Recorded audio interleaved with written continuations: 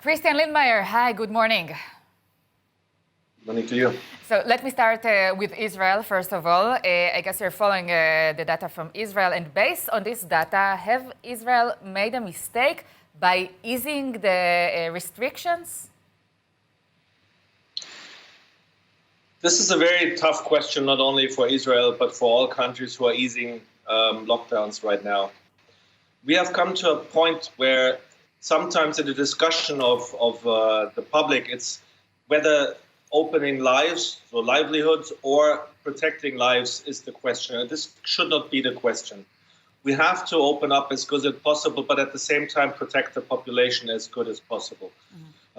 So opening up is a good idea, but it has to be according to the best possible measures. It has to be according to all the standards and being able to protect those groups which are most vulnerable and those spots which are most vulnerable.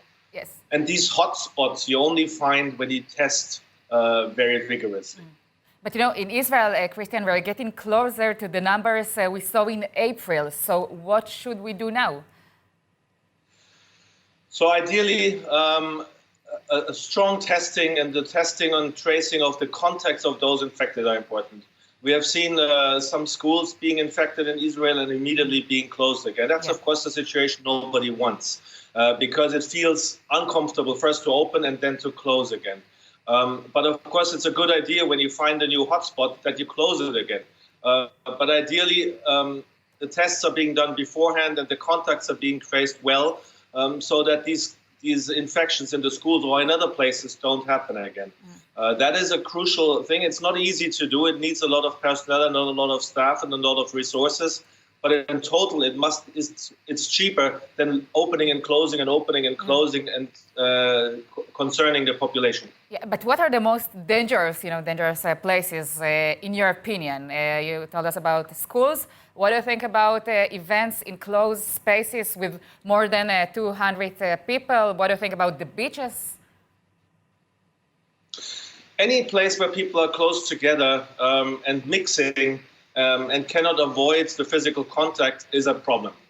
But where you have this, public transport, markets, which are crowded events, beaches not so much because beaches normally you have a way to spread out. Places you should have extra protection. You should have a mask to protect yourself if you can't avoid the contact. And of course, and that's really vital, have your hand sanitizer with you and wash your hands every time possible because the infection through the respiratory system directly is one way. The more important, or at least as important, is when you touch a surface which another person which was infected has touched before. That can be a door handle, that can be a desk in a school, of course, that can be any table where people work. Yes. That is the crucial thing. And if you have a mask even, but you touch a surface, you have it on your hand, and then you rub it into your own face. So this transmission has to be stopped. Okay. Would you like to see more tests in Israel? Do you think that Israel is making enough tests? The better you test and follow up on every contact, the better you know the complete picture of where you find the virus.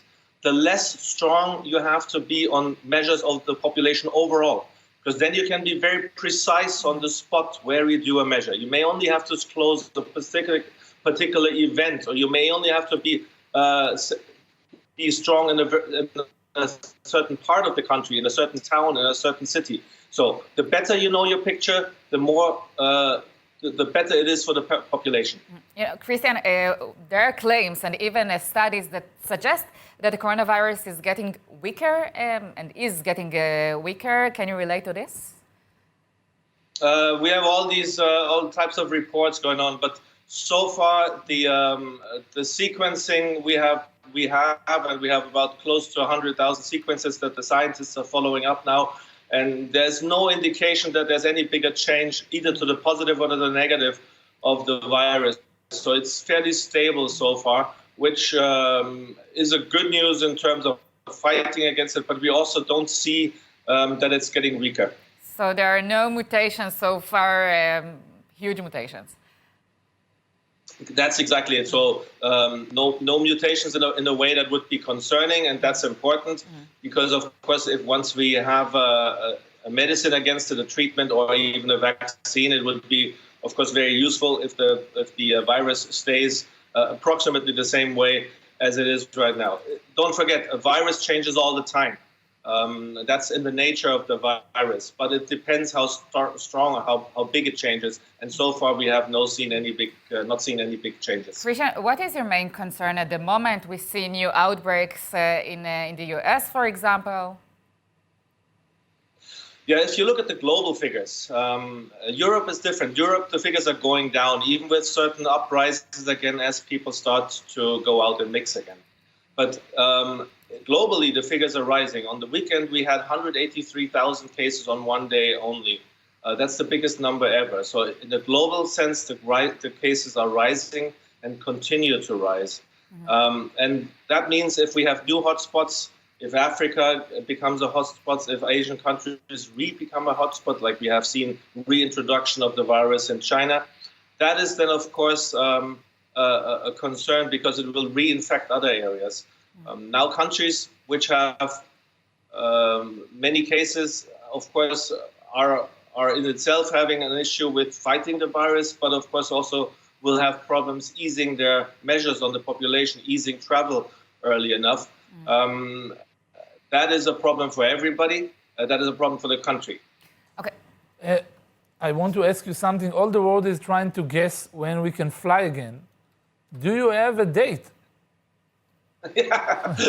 I will not be able to give you a precise date. I would like to know myself, actually. I believe that this will be, again, will be a measure country by country, and also depending from which country or to which country you want to fly. So you see, for example, within Europe now travel restrictions have been easing. Other countries have not been able to do this. Travel to the US, for example, is still a bit problematic. And so this is how it will be. Every country, every region will have to look at their figures, have to look at their measures. And we come back to the same point. If you have really strong testing and tracing measures, then you might be able to ease your measures earlier and better than other countries. Yeah. Kריstiאן, let me ask you about the flu shots, flu vaccine. Is there going to be a shortage this year? So far, we have not an indication that the flu vaccine production is in any jeopardy because we don't have a production of coronavirus vaccine yet. So far, all the productions, as far as I know, of all other vaccines are. But there is more demand in the world for the flu shots this year. People are looking for the flu vaccine, of course, and that's a good thing in itself. Let's not forget that, and we would hope that other demand continues as well, because if we forget to vaccinate against all the other diseases from flu to measles to polio, then we will have a bigger problem with other diseases than we will have with COVID right now. Okay, last question. We heard a lot about the Moderna vaccine. Can we be optimistic about it? So we have, I think, 3 or 4 vaccines right now in an advanced stage, and another vaccine in the step 3 of the trial phase, which is in the clinical phase. So you test it in the clinics already. That is good news. But we have to be careful that any vaccine we want to give to a person or to a larger group or to that population in general, of course, has to be safe, and that's important. So while we want to rush and want to be really fast in this, we should not forget to have all the safety and protection measures done and all the tests done, and that's important. Yes, we can be optimistic, but let's hold the horses until we really have results. Kריstiאן, לינדמאייר, thank you so much for talking with us this morning. Thank you.